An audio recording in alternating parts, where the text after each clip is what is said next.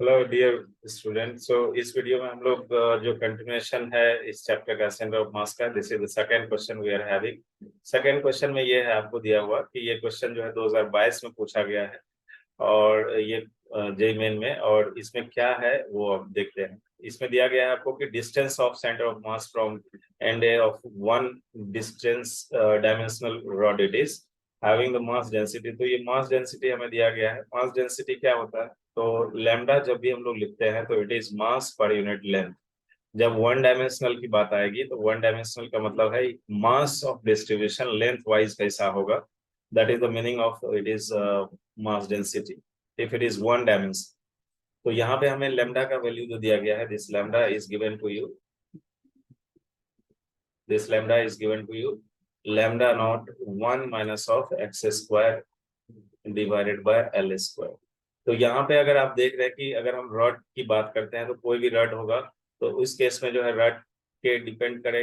Rod के position पे depend करेगा उसका जो लेमडा है, क्योंकि ये वेरी कर रहा है तो उसी के अकॉर्डिंग इसका मास वेरिएशन होगा। मान लेते हैं कि इस ये आपको रॉड है जो कि इसका एंड ए पोजीशन ए है और this is B position we are having here.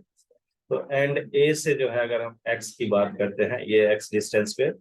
तो इस केस में क्या होगा कि जैसे जैसे आप एक्स बदलते जाओगे आपका लेमडा बदलते जाएगा और अकॉर्डिंगली हमारा मास भी क्या होगा, बदलते जाएगा। तो यहाँ पे हम लोग अगर एज्यूम कर ले कि इस एक्स डिस्टेंस पे एक डीएक्स एलिमेंटल लेंथ की बात करें, तो इस डीएक्स का जो मास होगा वो क्या होगा, अगर हम डीएम मान लेते हैं इसको, तो डीएम डिफरेंशियल फॉर्मेट में अगर लेमडा को लिखोगे तो it will B DM divided by जो लेंथ वहां पे कंसीडर हो रहा है डीएक्स। तो इसको अगर हम मल्टीप्लाई कर दें तो यहाँ से हमें डीएम मिल जाएगा। तो DM will be it is lambda DX.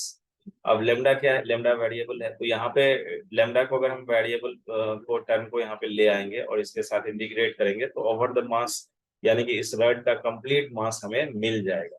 अब इसमें बोल रहा है आपको कि distance of centre of mass from one end of the rod having this one end केसी पैरामीटर लेंथ 3l बाय। तो ये डिस्टेंस सेंटर ऑफ मास का दिया गया है कि this is the position of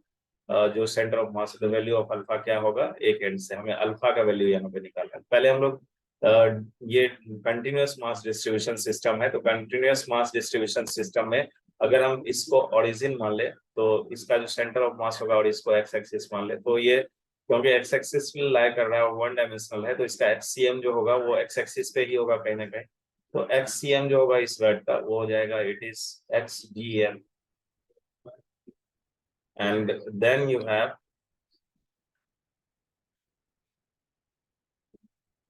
it will be XDM divided by, ये इसको इंटीग्रेट कर लेंगे, डिवाइडेड बाय टोटल मास। तो डीएम से हमें डिवाइड इंटीग्रेट करना होगा।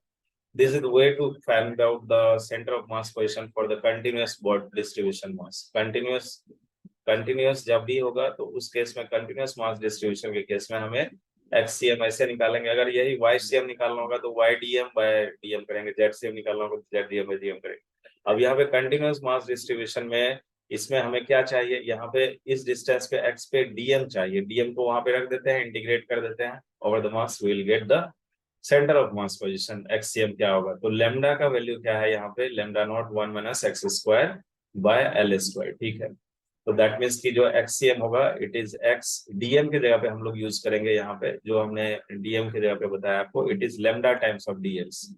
तो दैट मीन्स कि it will be lambda times of DX divided by जो डीएम है it is lambda times of DX and integrated. तो यहाँ पे ये जो है आपको इसमें एक्स वेरिएबल हमारा है, लेमडा का वेरिएशन आपको दिया गया है, it is lambda variation we have lambda naught 1 - x square by L square. तो दैट मीन्स कि it is lambda naught 1 - x square by L square into D X, और इसको इंटीग्रेट करेंगे डिवाइडेड बाय लेमडा की जगह पे यहाँ पे lambda naught 1 - x square divided by L square into D x, इसको इंटीग्रेट करेंगे। अब इसमें आप देख रहे हैं कि जो एक्स हमारा है वो वेरिएबल है, यानी कि एक्स कहाँ से कहाँ तक वेरी करेगा, तो ये डिपेंड कर रहा है कि रड का जो लेंथ कितना होगा, क्योंकि इसमें आपको distance of centre of mass in terms of length दिया हुआ है, यहाँ पे एल जो है ये लेंथ इन मीटर दिया गया है। तो यानी कि इस रड का अगर हम मास यहाँ से लेंथ यहाँ से यहाँ तक एल मान लेते हैं, सो दिस इज जो x का वेरिएशन होगा ये वेरी करेगा 0 to l, 0 to l यहाँ पे इंटीग्रेट कर देंगे। तो जो न्यूमरेटर टर्म है इसमें लैम्डा नॉट कांस्टेंट है, इसको बाहर कर लो, और जो नेक्स्ट एक्स से हम इसको मल्टीप्लाई करेंगे तो पहला टर्म आएगा आपको, it is x D x, and then integrate it 0 to L, then minus it will be x cube divided by L square, and then lambda not को हमने बाहर किए हुए हैं तो इसमें ये टर्म जो है x cube, then we have dx integrated from 0 to L, and then we have ये चीज जो है डिनोमिनेटर फैक्टर में जो lambda नॉट को अगर बाहर कर लोगे तो it will be in denominator it is just integration of dx 0 to L, and minus it is x square by L square dx integration from 0 to L. That's it. इसको अगर हमें simplify कर लें तो हमें वो पोजीशन मिल जाएगा और उसको फिर कंपेयर किया जाएगा जो वैल्यू दिया गया है। तो यहाँ से इसको अगर आप सिंप्लीफाई करोगे तो x dx, तो यानी कि x square by 2 and this is 0 to L, minus यहाँ पे जो है L स्क्वायर कांस्टेंट है इसको बाहर कर लेते हैं, and it will B x 4 by 4 and the limits are it is 0 to L. ये न्यूमरेटर टर्म है और इस पूरे टर्म में जो है हमारे पास मल्टीप्लाइड किया गया है लैम्डा नॉट को, and here also you have lambda naught and it is dx का इंटीग्रेशन x, तो ये हो जाएगा आपको this is x and the limits are 0 to L, minus यहाँ पे जो है L स्क्वायर कांस्टेंट है it will be x cube by 3 and this is 0 to L. अब यहाँ से जो है आपको ये सिंप्लीफाई करना आसान हो जाएगा, तो इसको और इसको कट कर देते हैं। न्यूमरेटर में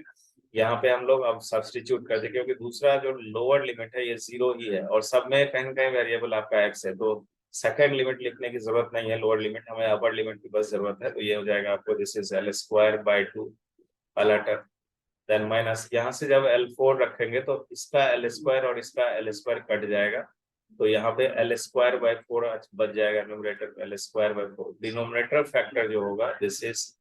यहाँ पे पहला टर्म जो है L हो जाएगा, माइनस यहाँ पे L क्यूब और ये L क्यूब L स्क्वायर कटेगा तो एक L बच जाएगा आपको, दिस इज L बाय 3। अब सिंप्लीफाई करके देखो तो ऊपर में जो है ये आपका अगर L स्क्वायर को कॉमन ले लेते हैं तो it is half minus 1 by 4, and नीचे में L को कॉमन लेंगे तो इट इज 1 माइनस 1 by 3, तो यहाँ से एक L कट जाएगा। सो न्यूमरेटर में जो है ये इसको सॉल्व करोगे तो इट इज हाफ में से 1 by 4 को सब्ट्रैक्ट करेंगे तो इट विल बी 1 by 4, और ऊपर में L मल्टीप्लाइड है और नीचे में ये 1 माइनस 1 by 3 करेंगे तो इट इज 2 by 3, तो यहाँ से ये हो जाएगा आपको this is 3L divided by 8। अब यहाँ पे जो ऑप्शन दिया गया था वो है आपको कि 3L बाय अल्फा हो रहा है, यानी कि अगर हम इसको इक्वेट करें सेंटर ऑफ मास जो कि दिया गया है it is 3L by alpha, तो यहाँ पे हमें दिख रहा है कि जो अल्फा का वैल्यू है ये 8 के बराबर होगा। So our result here it is alpha is equal to 8, so this is the result here. Thank you.